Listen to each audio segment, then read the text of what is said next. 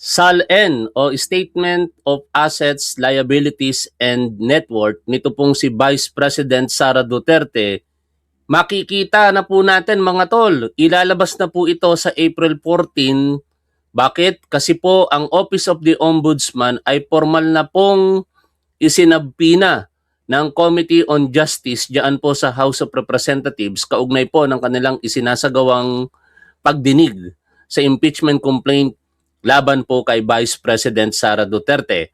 A little backgrounder lamang muna mga tol, natapos na po ang determinasyon ng sufficiency in form noong March 2 at noong March 3 at March 4, natapos po ang determinasyon ng sufficiency in substance. Both, meron pong sufficient in form and in substance. At noong March 18, kaugnay po ng naging pagpapadala ng notice ng Committee on Justice dito po sa kampo ni Sara Duterte, natapos po noong March 16 at doon nagsumiti sila, kaya noong March 18, medyo nagulo ako, no? Noong March 16, nagsumiti po ng answer ad cautelam yung kampo ni Sara Duterte, at ito po ay parang general denial, wala pong specific denial na ginawa sa mga allegations. Kaya winave na po ng mga complainant yung kanilang pagsagot, at dahil po doon hindi na po nagawa yung 3 araw, at the same time yung supposedly 3 days rejoinder para naman sa kampo ni Sara Duterte. Kaya March 18, nagkaroon po ng pagdinig. Ito na po ay ang determinasyon ng sufficiency in grounds, at doon nga po na-determina na sufficient in grounds ang impeachment complaint laban po kay Sara Duterte, at nagpatuloy na po ito para po sa ika-4 na yugto. Noong March 25, nangyari po yung pagdinig kung saan nagkaroon po ng pagseset ng mga rules na dapat sundin, at the same time pag-i-issue po ng subpoena, duces tecum and ad testificandum. At ito na nga po yung ating pong pag-uusapan sa oras po na ito. By the way, bago tayo magpatuloy, maraming salamat po sa patuloy po ninyong pagsuporta sa ating gobyerno, sa ating Pangulong Bongbong Marcos, at dito po sa ating programa. Magandang araw po sa inyong lahat. Ngayon po ay April 6, 2026. Kung kayo po ay hindi Duterte supporter, huwag nyo po sanang kalilimutang mag-like, at kung pwede, pakishare nyo na rin po itong ating live streaming. Dako po tayo dito po sa balita. Ayon po sa Newswatch Plus Philippines, House summons Ombudsman Remulla to submit Duterte's SALN. Kaya ine-expect po natin na personally pupunta ito pong si Ombudsman Boyeng Remulla sa April 14 para dalhin po ang mga SALN nito pong si Vice President Sara Duterte, or I should say the President wannabe. The House Justice Committee has summoned Ombudsman Boyeng Remulla to its April 14 hearing to submit Vice President Sara Duterte's Statement of Assets, Liabilities and Net Worth or SALN as part of the ongoing impeachment proceedings. The committee is asking for certified true copies of Duterte's SALN from the time she started public service up to 2025. Aba, maganda po itong mangyayari sa April 14. Tapos pinaniniwalaan din po na darating din ito pong si Ramil Madriaga, ang sinasabi pong bagman di umano nito pong si Sara Duterte, kung saan sa kanyang naging sworn statement na inilabas noong November 29, 2025 sa 5 pahina at meron pong 30 paragraphs na yon, sinambit niya po doon ang mga alegasyon na siya po'y inutusan para po dalhin ang mga duffel bags na naglalaman po ng pera sa iba't ibang lugar at iba't ibang personalidad. Ang isa po sa mga tumatak na pangalan po dyan ay ang pangalang Attorney Raymond Munsayak. Ito po yung dating naging spokesperson at syempre mga opisyales ni Sara Duterte sa kanyang pinamumunuang Office of the Vice President, at syempre nandoon din po yung mga di umano'y pera ng confidential funds sa kanyang pinamunuan na Office o na Department of Education bilang kalihim po nito. Ito po yung nilalaman mismo ng subpoena, no? At nakalagay nga po dito ang mga sumusunod na impormasyon, subpoena testificandum et duces tecum, no? Dalawa, no? Kaya pala kumpirmado na si Ombudsman Boyong Remulla ay pupunta dito. Kasi akala ko nung una ay duces tecum lamang pero merong ad testificandum. In the matter of the verified complaints for impeachment against Vice President Sara Z. Duterte filed by Reverend Father Joel Saballa et al. Endorsed by Representative Leila M. De Lima and by Attorney Nathaniel G. Cabrera endorsed by Representative Bienvenido M. Abante Jr. and Paulo B. Ortega to Honorable Jesus Crispin C. Remulla. O yan na. No? Tapos may mga documents na kailangan, yung SALN nga po. From 2007 to 2013 and 2016 to 2022. Ano kaya ang nilalaman ng SALN ni Sara Duterte? Kasi ang sinasabi po ng mga nag-aakusa sa kanya rito, meron daw pong tagong yaman. Ito pong si Sara Duterte. At by scrutiny or perusal dito po sa SALN ni Sara Duterte, malalaman na daw po natin na hindi po ito tugma doon po sa talagang mga yaman niya sa kasalukuyan, no? Kasi pagbabanggain po dito ang mga dokumento na maaaring nagpapakita ng kanyang perhaps tunay na yaman, kasi hindi naman lahat mga tol ay maaaring nasa bangko, for example. By the way, para na rin po sa kalinawan ng lahat, ang bank records po ay hindi pa natin makikita sa April 14. Ito po ay SALN pa lamang na maaaring ibangga sa mga documents na sinabpina po duces tecum ng Committee on Justice kaugnay po ng kanilang mga transaction records, yung mga financial transactions sa BIR, sa Securities and Exchange Commission, among other institutions. Kaya dito, puntahan po natin yung naging interview kay Congressman Joel Chua, no? Pakinggan po natin kung ano po yung development, yung mga bagong impormasyon na kaugnay po nitong ating pong pinag-uusapang impeachment laban po kay Sara Duterte. Makakausap po natin ang representative ng Manila's 3rd District, chairperson po ng House Committee on Good Government and Public Accountability at Vice Chairperson ng House Committee on Public Accounts, si Representative Joel Chua na ating suki din dito sa DCMM. Kong Joel, good morning. Si Peter at Danny dito sa DCMM. Hi, Peter, Danny, magandang umaga sa lahat ng inyong mga taga-subaybay. Thank you po, Congressman. Oo, Congressman, maraming salamat po for your time. As always, you're very generous with us. So, ang mangyayari po sa susunod na hearing ay ito na po yung tinatawag na hearing proper or trial proper. What is the right term po? Mini trial, ano ba? Well, alam po ninyo, ako ay hindi ko siya tinatawag na mini trial kasi parang preliminary investigation lang naman to kung ikukumpara natin sa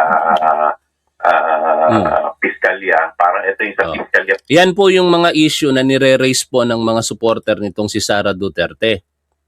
No? Sinasabi po nila na mini trial lang nangyayari diyan sa Committee on Justice sa House of Representatives. Pero ang katunayan po, hindi po yan mini trial.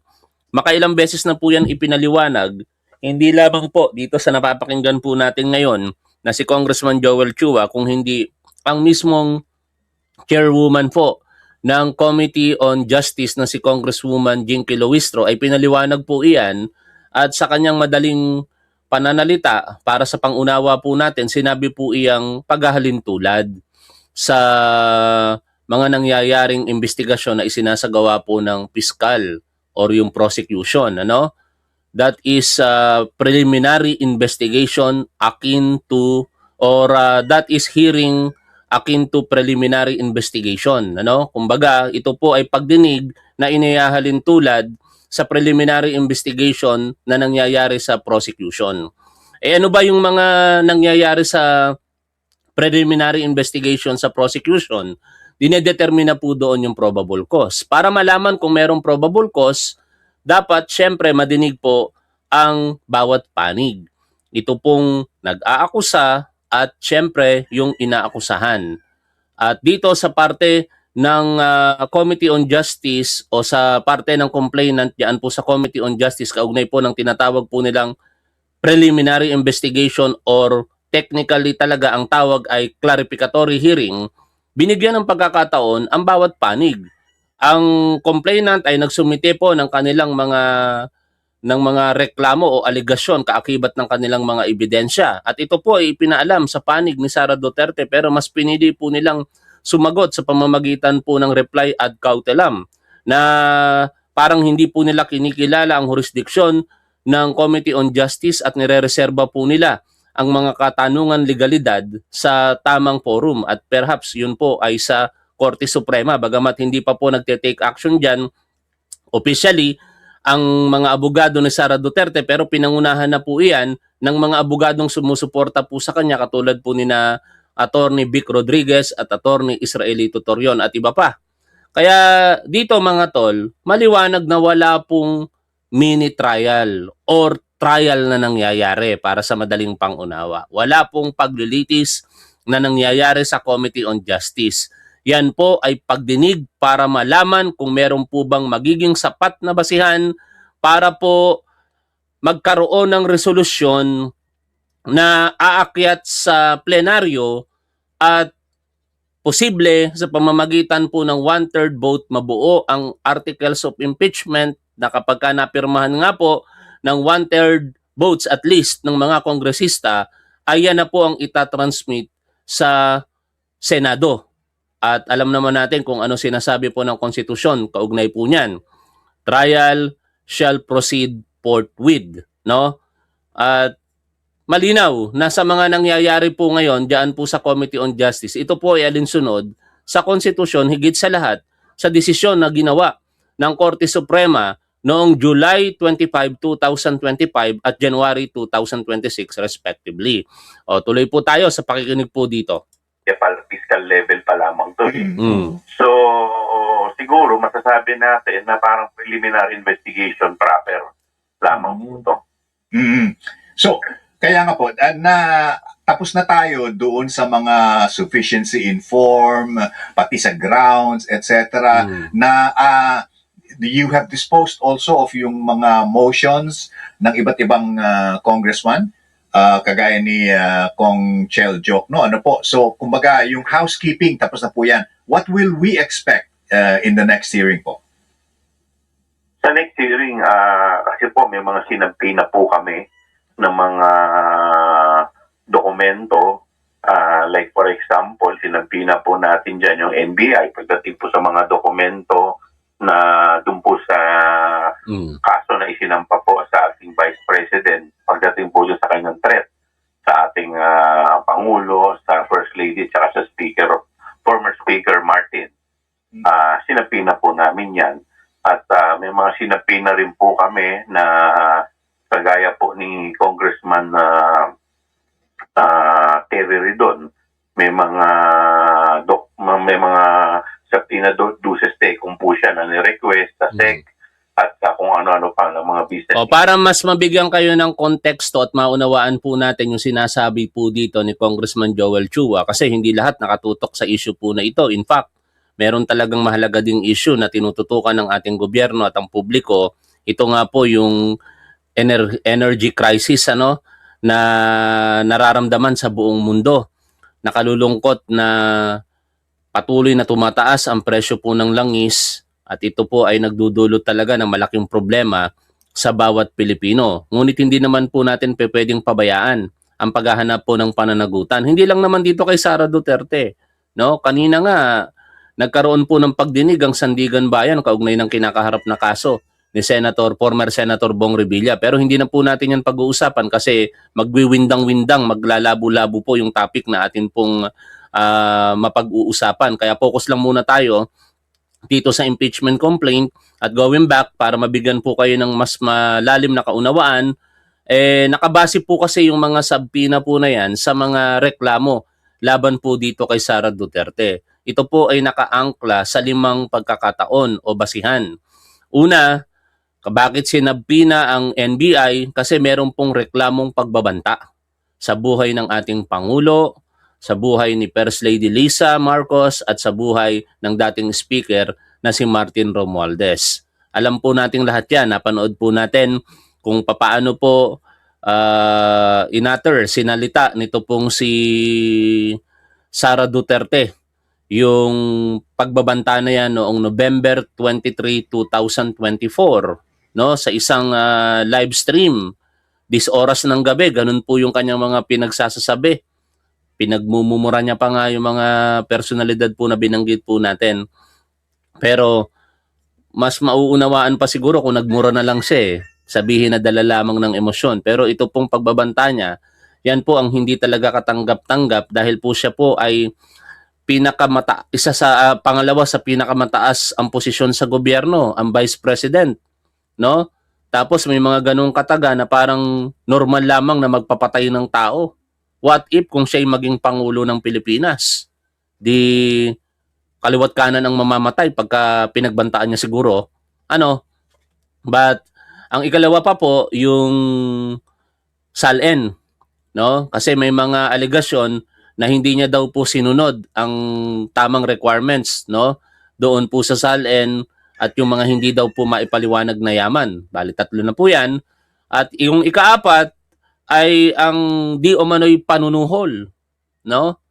Kaya malamang sa malamang mag-a-appear din po diyan yung mga testigo ng mga dating opisyalis po ng Department of Education at saka yung mga hostile witness, Kasi maaaring kampi po sila kay Sara Duterte pero ipapatawag pa rin sila bilang witness or bilang hostile witness ng Committee on Justice para mabigyan linaw. Katulad po itong sina Attorney Michael Fowa at saka si Attorney Raymond Munsayak. Kasi parehas po silang nakatrabaho ni Sara Duterte kaugnay po ng paggamit ng confidential funds. At syempre yung ikalima, yan na nga po, yung hindi po maipaliwanag o hindi daw po tamang paggamit ng confidential funds. Kaya dito pinapaliwanag po sa atin ni Congressman Joel Chua yung pag-i-issue po ng mga subpoena po na ito para malaman kung ano po yung mga katotohanan sa mga alegasyon po na yan. Interest po ng ating Vice President, sinapina rin po namin yung SALN na na-request namin sa Office of the Ombudsman. So hopefully by next meeting, nasa amin po itong kamay para makita po namin. Next Tuesday na po yan mga tol, April 14. Tapos susundan pa po yan ng April 22 at April 29. Sabi naman po ni Representative Percy Sendanya ng Akbayan Party List, hinahangad niya na ito po ay matapos yung prosesong pinagdadaanan at maiakyat sa Senado bago po magsona ang ating Pangulong Bongbong Marcos. Hindi ko pa natingnan sa kalendaryo kung anong petsa ang ika-4 na Lunes ng buwan po ng Hulyo, pero yun po, yung ika-5 sona ng ating Pangulo, no?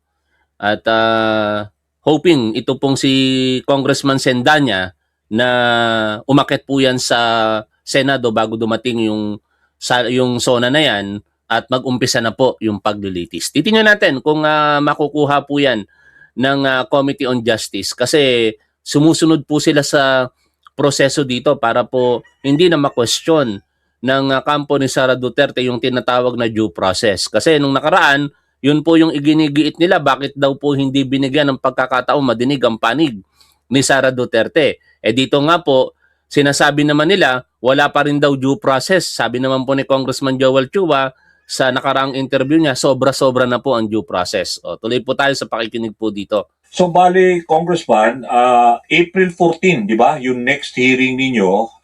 Next week, Tuesday, tama po So kayo. bali, April 14. So, sabi nyo, so which comes first? So yung sinabi nyo una kasi, sinumpinan nyo na yung documents, no? Yung sa NBI para doon. Ay, para po malinaw may nag-comment bago daw po magsona tapos ng impeachment. Hindi po. Ang target po na binanggit po ni Congressman Sendanya ay bago magsona tapos na po sa House of Representatives. At na-transmit na po ito sa Senado para po sa pagsisimula ng paglilitis. Ang paglilitis po nito, kung sakasakaling matuloy mga tol, abutin po ito ng ilang buwan. Kaya hindi po yan matatapos bago magsona. Perhaps, baka sa aking hula, kung magsisimula po ang paglilitis sa buwan po ng June or ng July, baka mga October, more or less, matatapos po ito at mahuhusgahan si Sara Duterte. Kasi talagang ang impeachment trial, araw-araw pong gagawin yan. Except siguro ng Saturday and Sunday ng Senado para po malaman na rin natin once and for all ito pong mga akusasyon laban kay Sara Duterte kung talaga bang siya po may kasalanan. Kasi lahat po tayo ngayon ay nakabase lamang sa mga mga nag-aakusa sa kanya. Ako naman wala rin po akong personal knowledge dito. Pero base po sa mga nakikita ko sa balita at higit sa lahat yung kumalat po na video kung saan siya po ay nagbanta sa ating Pangulo, malakas po ang paniniwala ko na siya po ay nag-commit ng betrayal of public trust, no? Yung catch-all provisions ng mga grounds for impeachment. Kasi may 6 pong grounds for impeachment no? Yung betrayal of public trust, yung commission of high crimes, corruption, nakalimutan ko na bigla, treason, no? Basta 6 po 'yon. Nakalimutan ko na po yung iba, hindi pumasok bigla sa isip ko. Pero habang nakikinig tayo dito, alalahanin ko. Sa allegedly yung threats, di ba, against the president, former speaker, at saka first lady. Tapos yung SALN, ano ba yan? May ini-expect ba natin? Ito, tiningnan ko na po sa ating computer. Yan, bribery, graft and corruption, no? Yan po yung saka yung culpable violation of the Constitution. Pero para sa aking paniniwala, yung pagbabanta nitong si Sara Duterte, papasok po ito sa betrayal of public trust. No, katulad po nung ipinapaliwanag ni Fiscal EJ. Kasi bakit? Pinagkatiwalaan po siya ng 32 million, kasama nga po tayo sa bumoto Di ba? At bilang Vice Presidente, hindi lamang 32 million ang pinaglilingkuran niya. Meaning, the moment na siya po ay nakaupo na dyan bilang Vice Presidente, ay gagawin niya dapat kung ano po yung tama at dapat yung legal. Ang paglabag po, katulad ng paglabag sa batas, katulad po ng pagbabanta sa buhay ng iba, ayan po ay pagtataksil sa aking pananaw, sa tiwalang ipinagkaloob natin sa ating Vice Presidente. At yun, mapapakinggan on April 14, yung mga mabibigat na allegation na yun di ba? Tama po. Kung ito po ay may susumiti po sa amin, hopefully makuha po namin by April 14. At kung may mga gusto pong magtanong, siguro Makasingit lang ako mga tol. Nagtataka ako sa mga comment ninyo. Puro kayo mga Inglesero at Inglesera, no? Katulad nito, sabi ni Eileen Sabala, you are right, but what is he doing that is criticizing our country? Di ko magets, no? O baka nagta-automatic translation tong YouTube, tingnan ko nga sa StreamYard. Hindi naman pala. Ang galing naka-automatic translation yung comment niya sa YouTube, English. Kaso lang minsan barok pala yung pagkaka-translate. Sabi ni Eileen Sabala, doon sa binasa ko kanina, tama po kayo. Pero anong pinagagagawa niya nagpapasaway sa ating bansa? Ang translation ni YouTube, no? Doon sa you are right. But what is he doing that is criticizing our country? Kaya sabi ko, nagugulat ako. Pati si Mami kanina, Inglesere. Nabasa ko yung comment ni Mami best friend, waiting for the child. Pagtingin ko sa StreamYard, nakita ko, waiting anak. Dito na nga lang ako sa StreamYard titingin. Puro Inglesero at Inglesera yung nababasa ko dito sa comment section O baka nagsabihin nyo, nagbibiro ako. Hindi, ito, ayun, nakikita nyo. Di ba? Yan si Gerald, sabi nga dito, Lustay has already covered all the ground so he has nothing to lose. Pero ano yung message talaga ni Gerald? Top 1, lahat ng ground ginawa na ni Lustay kaya wala na siyang kawala. Nakapatetik na yan, ha? Inglesero at Inglesero kayo sa chat area, hindi, translation ni YouTube. Oh. Anyway, nalayo tayo, nagulat lang siya, puro Inglesero yung mga manonood natin. O, tuloy po tayo dito. Low po sila, mga clarificatory questions. Okay. Isusumpinan nyo rin ho ba si kasi yung isang witness na marami nag-anticipate, si Ramil Madriaga, kasama na rin ho ba yan o sa mga succeeding hearings pa yan? Yan. Ang pagkakaalam ko po, kasama rin po siya sa Oh. subpoena. Kasi siyempre, didetermine po Tama. na namin yung mga Oo. binigay niyang sinumpang salaysay. Kung ito ba ay kusa niyang sinasalaysay, siya ba ay napuwersa dito. So yung mga gano'n po. At saka kung may mga iba pa pong mga clarificatory questions, yung mga miyembro po ng committee. Pero bago ko ipasa ko kay partner, yung marami kasi nagsasabi, lalo na yung mga kritiko, polluted source yan si Madriaga dahil nakakulong yan. So, ano ang assessment ninyo among members? Eto maganda yung sagot dito nitong si Congressman Chua.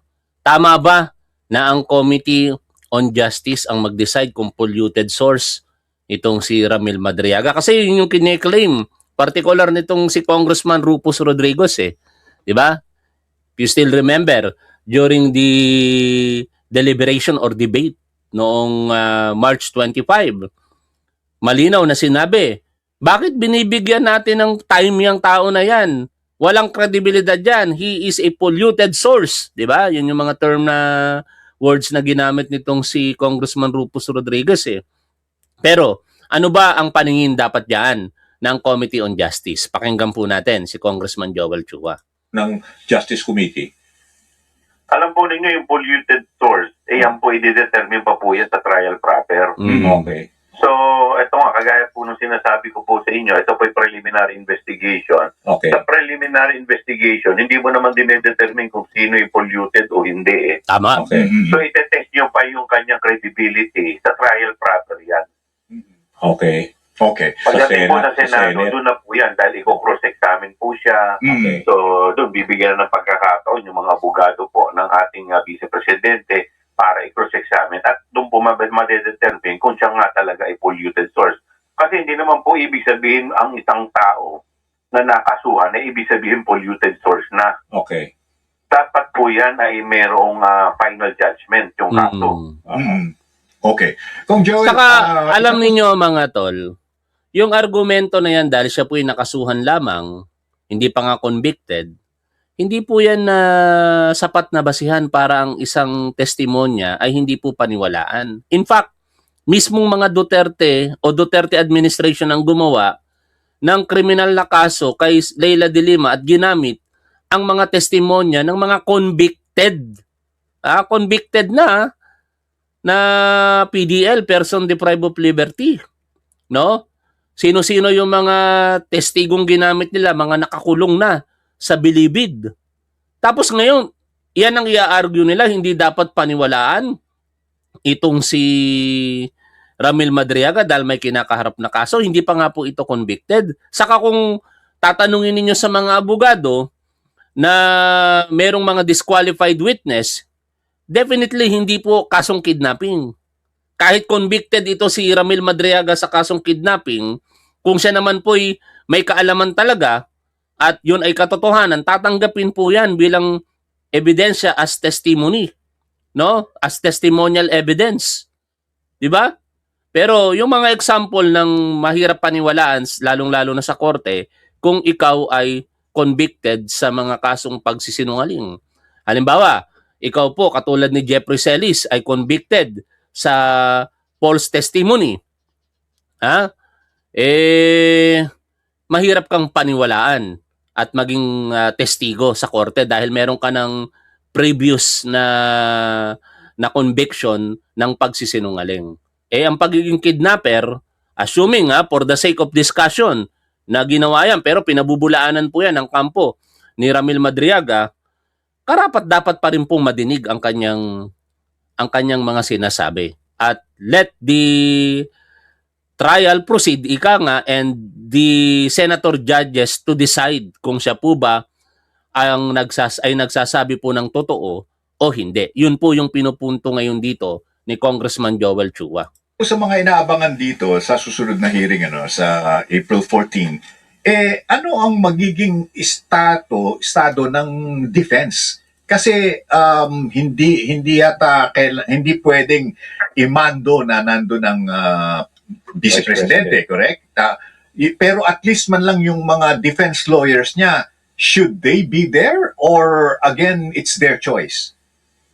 As part of due process, sila po ay iimbitahan para po to witness the proceeding.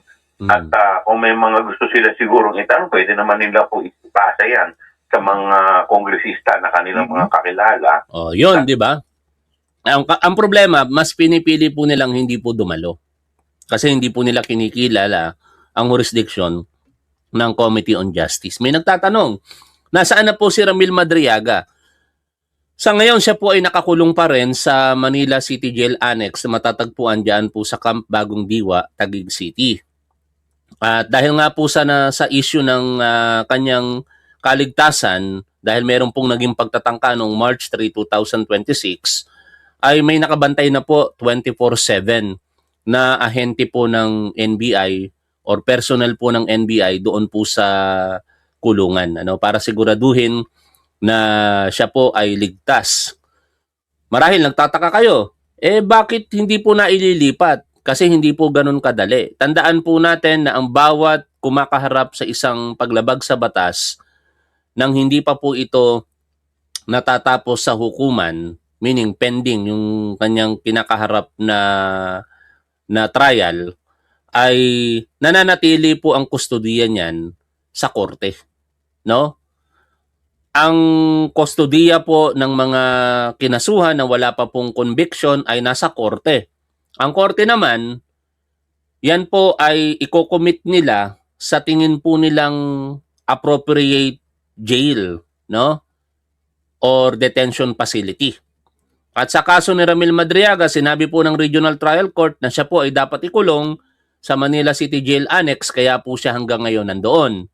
Maliban po kung merong order ang korte na i-transfer itong si Ramil Madriaga, saka lamang po siya matatransfer sa ibang detention facility.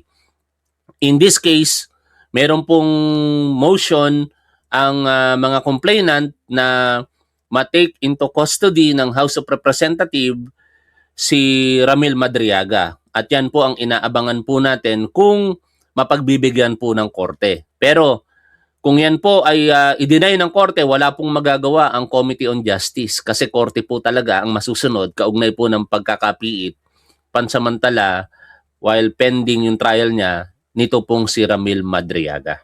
Dahil yun po ay discussion ng mga miyembro po ng committee. Yeah. So mga magpa-participate lamang po doon ay mga kongresista na miyembro ng nasabing committee. Pero kahit naman po hindi miyembro, inaalaw naman po ng chair na magtanong. Kung makikita po ninyo, si Congressman Paulo Marcoleta, hinahayaan po magtanong kahit hindi naman po siya miyembro. So very lenient naman po yung ating chair. Kasi uulitin ko po ang preliminary investigation dito po, parang sa piskalya. Correct. Di po ba sa piskalya, pag may mga kaso po tayo sa piskalya, wala pa naman dyan cross-examination Ang nagtatanong lamang dyan ay yung piskal mismo na investigating prosecutor, yung may hawak. At yung po kami. Yung po yung papel namin bilang mga miyembro ng Committee on Justice. So kami po ay inaalaw na magtanong ng mga clarificatory questions. Okay. So, pwede rin po kaming humingi ng mga additional document, kagaya rin po sa ombudsman. Opo. Pagka yung ombudsman po, nakita niya may mga dokumento pa na kailangan, po pwede po yung mag-issue ng subpoena. Yung power pong yun ay nandoon po sa power ng Committee on Justice. I think the most awaited or one of the most awaited information na inaabangan sa pagre-resume ng hearing po ng Justice Committee is yung report ng SALN at saka AMLA. Yun po ba ay maaasahang Mock records? Oo, yung mailalabas po ba yung mga cash in, cash out sa iba't ibang mga bank accounts ng Vice Presidente.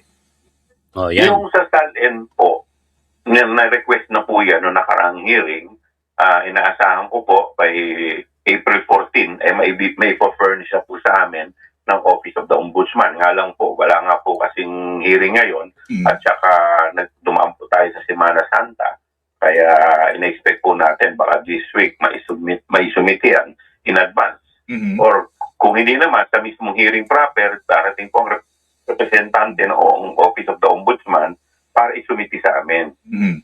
Okay. Congressman. So para yung sige. sa Sige, go ahead. Yung bank accounts.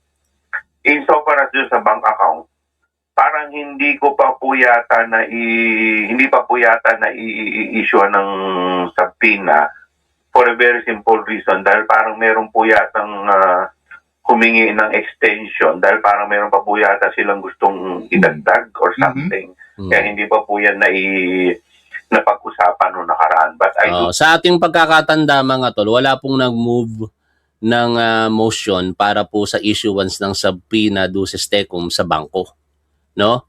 Ang naging paliwanag po diyan, meron pong apprehension ang committee na baka magkaroon po dito ng teknikalidad, no? At magkaroon ng questionableng sitwasyon na magiging daan para po questionin ito ng kampo ni Sara Duterte, kasi meron pong pagtatalo ngayon no, sa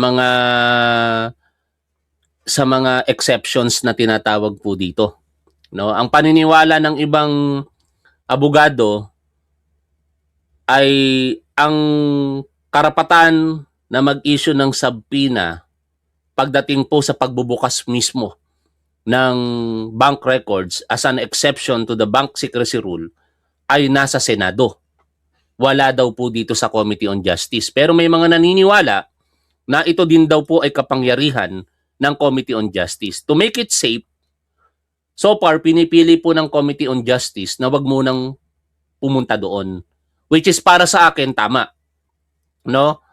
Ang mahalaga dito, makonsolidate muna lahat ng mga ebidensyang kailangan maliban dyan sa mga bank records po na yan at magkaroon ng sapat na basihan, malagay po ito sa resolusyon at maiakyat sa plenaryo for possible acquisition ng at least 1/3, no, of votes ng mga kongresista, and eventually magiging articles of impeachment na ibibigay isa-isa sa mga kongresista with evidence para po makita nila at mabasa nila, and thereafter pipirma sila, at kapag may 1/3 votes na, itatransmit na po sa Senado. Once transmitted sa Senado, doon na po marahil para siguradong safe na ang prosecution naman ang mag-move para po sa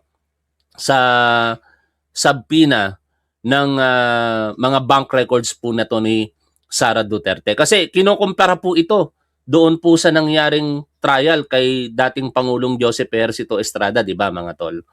In fact, ang pinagbotohan pa nga doon, nanalo ang mga senador na wag buksan ang envelope, no? Dahil doon na-trigger yung walkout at the rest is history, EDSA 2, no? Ngayon, ganun din yung posibilidad na mangyari dito. Uulitin ko lamang, baka malito kayo. Ang apprehension, ang maaaring naiisip dito ng mga ilang miyembro ng Committee on Justice, baka maging questionable kapag sila po ang nag-issue ng subpoena duces tecum sa bangko, no? Kaya para safe, ito po ay dapat sa Senado na. Pero malalaman pa rin natin yan kasi maaaring may mag-iit dyan Ang kailangan lang naman may mag-move ng motion After all, kapag may nag-move po ng motion for the issuance of bank records ng subpoena duces tecum, para nga po sa mga bank records na yan, pagbobotohan lang naman po ng collegial body. At kung sino po yung majority, yun po yung mananalo, no? Kaya pagka ganon, mag-i-issue sila at walang magagawa ang mga bangko po na ito kung hindi mag-comply dahil meron pong contempt power itong Committee on Justice. Kaso, babalik po tayo dun sa pinapaliwanag ko, baka yan naman ang maging dahilan para mayroong rason na maging questionable ang sitwasyon at iakyat ngayon ng kampo nitong si Sara Duterte sa Korte Suprema na yung mismong mga defense lawyer niya na ang maggagawa noon.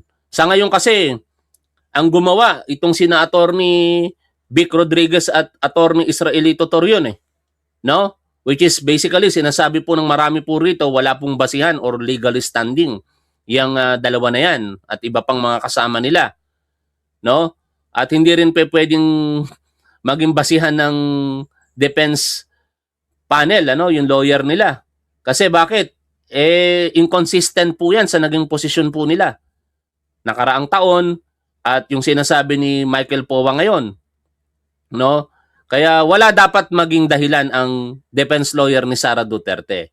Pero pagka in-issue ang subpoena duces tecum sa level pa lamang ng Committee on Justice sa mga bank records na yan, baka magkaroon ng dahilan. O yan po, yung mga pagpapaliwanag ng iba't ibang mga legal na personalidad kaugnay po niyan. Nire-relay ko lamang sa inyo mga tol. Do not know kung sa April 14 may pag-uusapan na po yan. Okay. Congressman, pag sinabi niyong isi-subpoena, di ba, yung SALN, di ba, yung documents na gano'n, ano ho ba ang kalakaran niyan? Ibig sabihin, will you require yung ombudsman na siya mismo ang magpe-present? Ito ang SALN ni VP Sara, katulad ni Boying Rimulya or si Miko Calabano, if ever. There is someone from the Office of the Ombudsman magte-testify on this particular issue, gano'n? Magsusumiti po ng dokumento. So, ina-expect po natin by April 14 or even earlier. Ito pong interview, nangyari po ito umaga, no? Wala pa po yung aktual na balita na pinag-uusapan po natin. O, ito na po.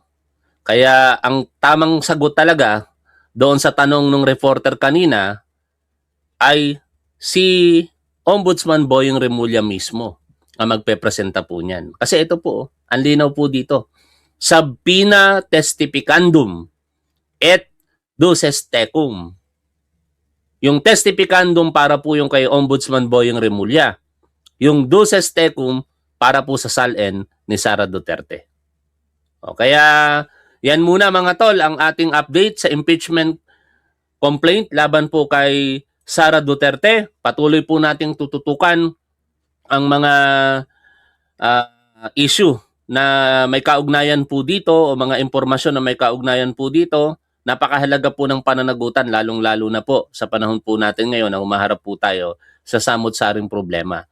Hindi po pwedeng palagpasin na lamang ang mga nagawa ng mga di umano'y tiwaling public official at kakalimutan na lamang sila dahil meron po tayong kinakaharap na krisis.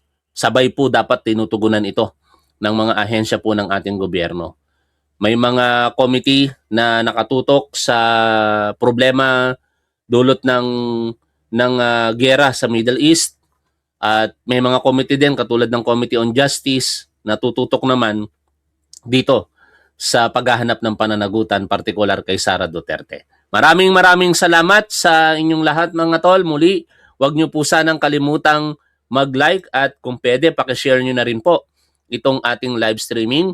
Shoutout po sa inyong lahat. Nag-live tayo ngayon dahil hindi po ako natuloy sa aking doktor kanina. Nag-message po si Dr. RD at sinabi sa akin na meron siyang emergency kaya mamumove to Thursday yung balik ko po sa kanya. O, hanggang dito na lamang muna. Shoutout po sa inyong lahat. Lagi po nating tandaan kung ano po ang tama at dapat doon po tayo. Keep safe. See you always. Bye for now mga tol.